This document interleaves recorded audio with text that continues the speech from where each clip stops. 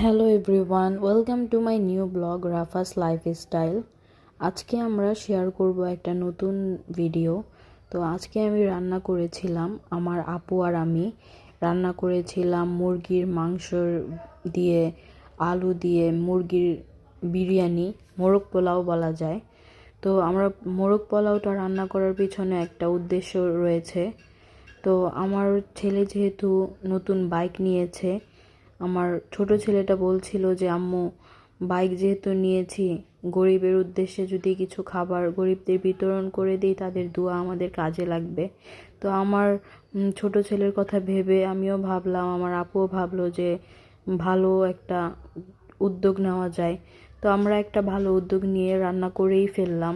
তো রান্না করা শেষ হয়ে গেলে আমরা বক্স নিয়ে এসে বক্সের মধ্যে আমাদের মোরগ পোলাওটা ঢেলে নিলাম।